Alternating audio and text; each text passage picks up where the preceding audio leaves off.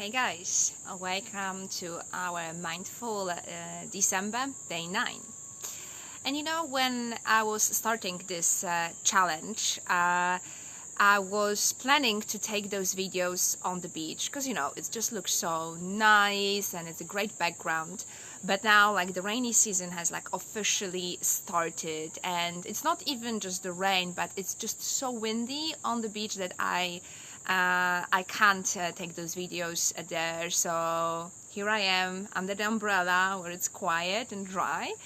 And today in particular, it just has been raining all day. Even my yogis didn't feel like coming over to classes. Out of 3 classes, I only had 1. So what did I do? I made homemade granola and then vegan chocolate chip cookies, and the rest of the evening I'm gonna spend reading a book. So that's my rainy day activities. And you might be wondering why I'm sharing you my details of my day, but there is a reason behind it. Because now I would like to ask you, during this short story about the rain and my day, have you been 100% mindful of what I was saying? Now, if the answer is yes, I have another question. Are you absolutely sure? Because there is, I think, a high chance that you checked out for maybe even a second or 2. Let me just give you a possible scenarios what could have happened. You were listening to me saying that it's rainy season here and I can't take those videos somewhere on the beach, and you might be thinking, for example, you know, she is on a paradise island and complaining about the rain, tried being in Europe and, you know, like having the cold and snow or whatever, like something like that. Or maybe then later on you heard me saying chocolate chip cookies and you would be like, food, oh yes, so what I'm gonna have for dinner tonight? Do I have the same thing as yesterday, or maybe I should go make some shopping so I can go and make some fresh food, but now I want those cookies. Where can I buy these cookies? You know where I'm going with this, and this can go on and on and on, and before we know it, we can take this story up to, you know, 2 years ago when you had this fantastic cookie when you were traveling somewhere, like, you know, like we can travel like that very far away. The thoughts can take us.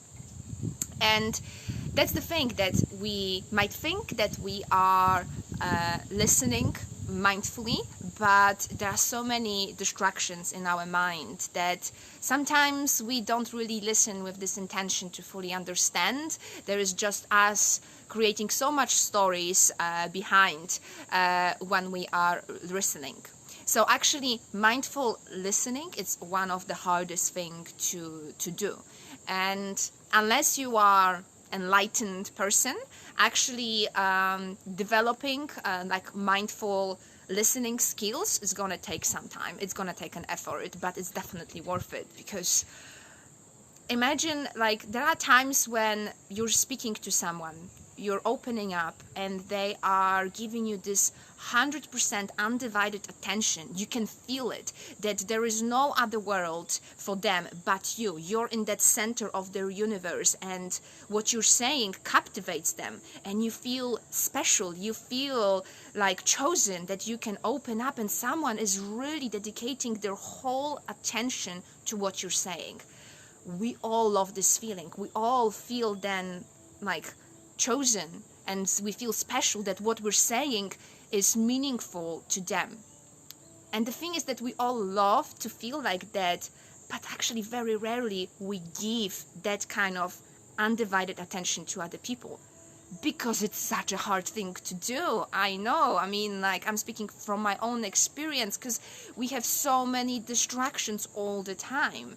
So actually noticing, realizing that you're not 100% dedicating your awareness to that person who's speaking, that's the first step. Realizing that, you know, oh, I need to go back and bring my full attention to that person. That's definitely the first step. But just there are certain, like, little details that we can work on to help us to improve our listening skills. And the first thing we definitely should start with is, when we are about to listen intently, like set an intention. Be aware that you are ready now to listen fully to what that person is saying.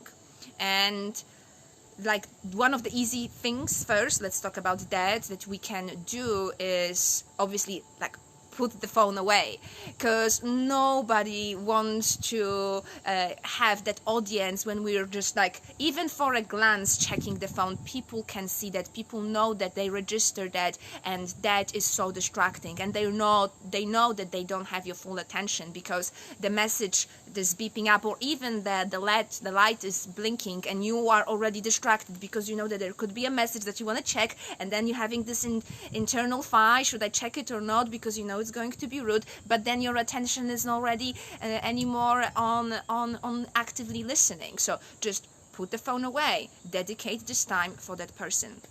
Another thing, the obvious one, don't interrupt. Allow that person to finish what they're saying. These are the things that are quite easy to kind of manage, and they are available at any given time. Just, you know, dedicate this time for the person to actively listen. But there are other little more tricky things that are, well, that might require some time and practice, but obviously they are available to us if we have that right, you know, dedication and intention. Because the thing is that we very often, when we listen with this intention to reply. So when someone is saying something, we are already kind of registering in our heads, what are we going to respond? And then we're actually not giving that person this full undivided attention, and we might be missing a very important part of that conversation because we are just like planning ahead, making a script what we're gonna say next. And then obviously when it's your turn to speak, that person will do exactly the same for you. So not really listen to you, but making a script of what they're going to reply to you. And that kind of, you know, basically applies to most of the conversations we have, unfortunately. But that is just the reality that, well, hopefully will change with the right attitude. Because when you think about the fact that the person they want to say something, so they have this idea of what they're trying to express in their heads first, and then they're using words to say it. And, you know, unless you are a really good communicator, there is a chance that what you're gonna say, it's not going to be exactly what you meant in your head. That is just how we are, especially if you're speaking, you know, in a second language.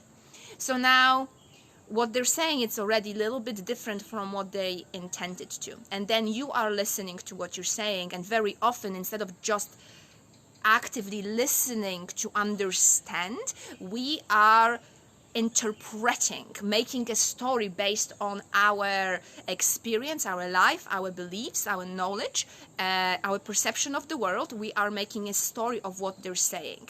And sometimes we are not entirely sure what that person meant. So what we're doing, we are making an assumption of what they're trying to say.